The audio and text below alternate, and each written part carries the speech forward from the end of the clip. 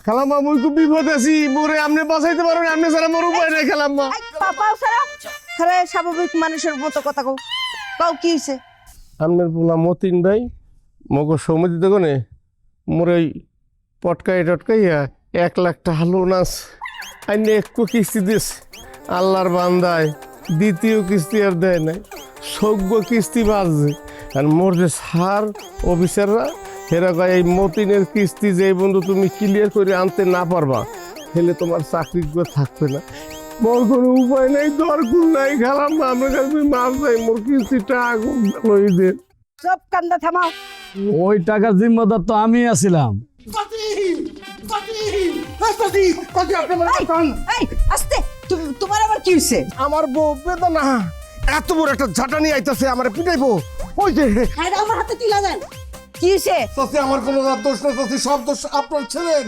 এই এই তুমি জানো না হয়েছে কি চাচি, আমার শ্বশুর বাড়ি থেকে যে চালান পাতি দিছিল তার অর্ধেকের বেশি টাকা আপনার পোলার খাতায় উঠে গেছে, মানে সে বাকি খাইতে আর টাকা দেয় না। চাইলেই খালি কয় চাপ নিয়েন না, হয়ে যাবে।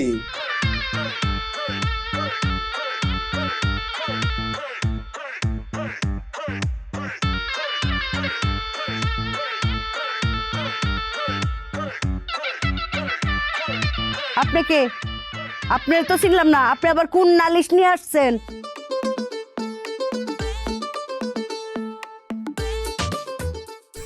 মা, তুমি আমার চিনতেছো না? আমি তোমার একমাত্র সন্তান মিস্টার মতিন। এই যে দেখেন, আপনার কতগুলি মেহমান আইসা বইসা আছে আপনার জন্য, আপনার বিরুদ্ধে নালিশ নিয়া। আম্মা হেজে হয়তো আইছে, হেলে মোর টাকাটা উদ্ধার হবে নিশ্চয়ই। আরে লিটন সাহেব, চাপ নিন না তো, হয়ে যাবে। চারটা না হয় হয়ে যাবে বুঝলাম, কিন্তু আমারটা কিভাবে হবে?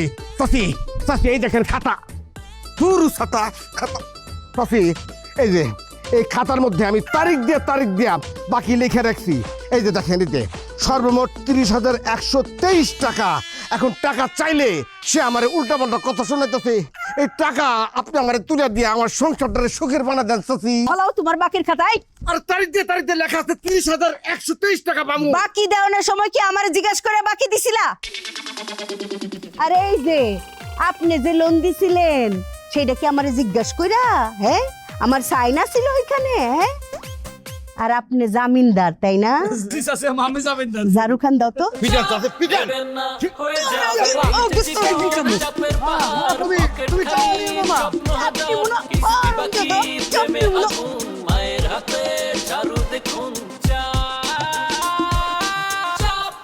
সব কয়টা আমার উপরে চাপ দেয়।